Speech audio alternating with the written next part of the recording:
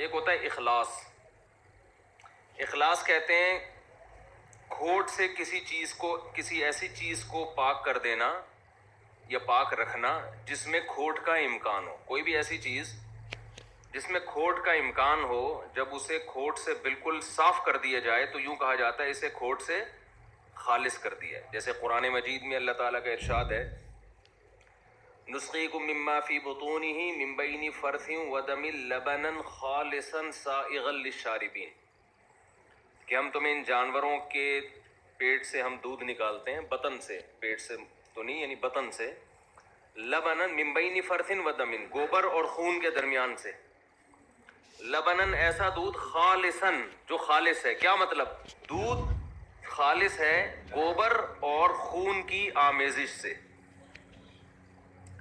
یعنی ایسا خلوص ہے اس میں کہ نہ گوبر کی رنگت نہ خون کی رنگت، نہ گوبر کی بدبو نہ خون کی بدبو، سائغ للشاربین، پینے والوں کے حلق میں پھسلتا چلا جاتا ہے. تو خالص کا مطلب کیا ہوا کہ ایسا. اب عمل میں خلوص کیا ہوگا؟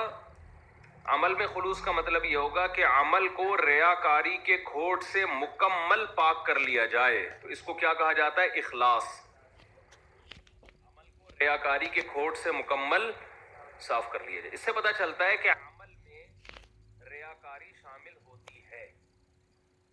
تو لہذا فقہا نے اس کے بھی احکام بیان کیے ہیں کہ عمل میں اگر ریاکاری شامل ہو جائے تو شرعی حکم کیا ہے. سمجھتے ہو؟ یہ بہت اہم مسئلہ ہے.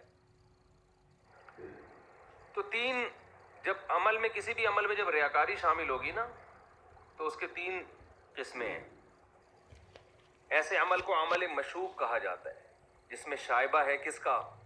نیت کے، اخلاص کے علاوہ بھی کسی اور چیز کا، آخرت کے علاوہ بھی، اللہ کی رضا کے علاوہ بھی کچھ اس میں شامل ہو گیا ہے.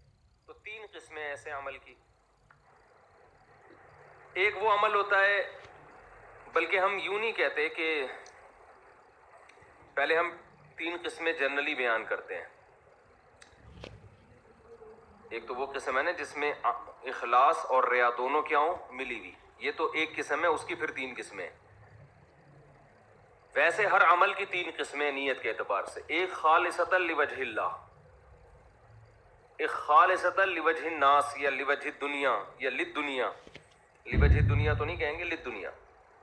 یعنی ایک وہ عمل ہے جو خالص کس کے لیے ہو؟ اللہ کے لیے یا آخرت کے لیے.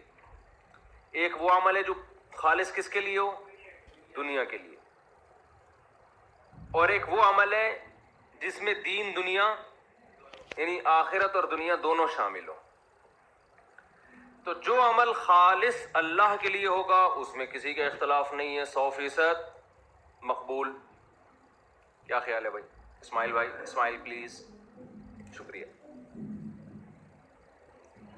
جو عمل خالص اللہ کے لیے ہوگا وہ کیا ہوگا؟ مقبول.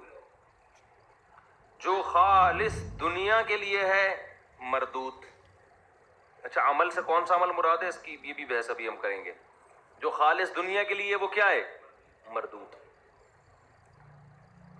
اختلاف اس میں ہے کہ وہ عمل جو مشوب بالغیر ہے، شائبہ ہے اس میں ریا کا، مشوب بالریا. بعض دفعہ ہم کوئی عمل کر رہے ہوتے ہیں،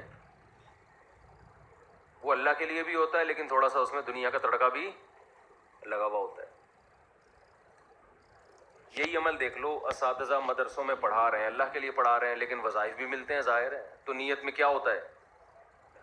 اس ذہن میں یہ بھی ہوتا ہے کہ بھائی مہینے کے بعد وظیفہ ملے گا جس سے گھر باہر چلے گا، نہیں ملے گا تو بیچارے روڈ پہ آ جائیں گے. کیا خیال ہے؟ قاری حضرات پڑھاتے ہیں، اللہ کے لیے پڑھا رہے ہیں لیکن ساتھ ساتھ وظیفہ. جہاد کرتے ہیں، مال غنیمت کا بھی نیت ہوتی ہے کہ وہ بھی لیں گے ہم. کیا خیال ہے؟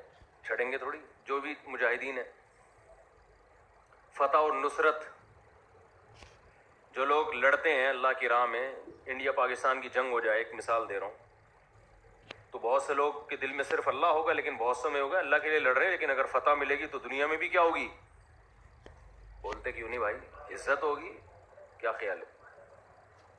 مال غنیمت، اس سے ملک ترقی کرے گا، دنیاوی وسائل حاصل ہوں گے. آپ روزہ رکھتے ہیں, آپ کی نیت یہ ہے کہ اللہ کے لیے ہے, لیکن صحت اچھی ہوگی, کولیسٹرول لیول کم ہوگا, یہ چیز بھی آپ کو موٹیویٹ کرتی ہے روزہ رکھنے. تو یہ جذبہ بھی ہے.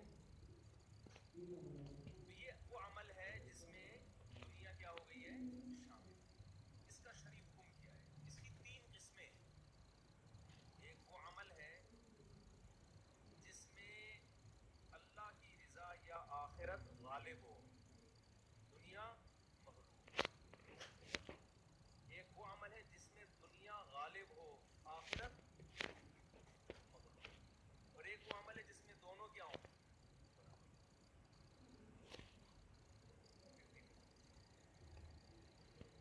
وہ عمل جس میں اصل آخرت ہے, دنیا مغلوب ہے, وہ عمل عند اللہ مقبول ہے. یعنی اس میں محض دنیا کی جو ریاکاری تو نہیں کہہ سکتے آپ اس کو, دنیا شامل ہونے سے, دنیا کی نیت شامل ہونے سے پورا عمل مردود نہیں ہوگا. راجح قول. اچھا اس میں بھی تین قول ہیں, پہلے میں وہ بھی بتا دیتا ہوں. بعض علماء کی رائے یہ ہے کہ اگر ذرا سی بھی ریا شامل ہو گئی یا دنیا شامل ہو گئی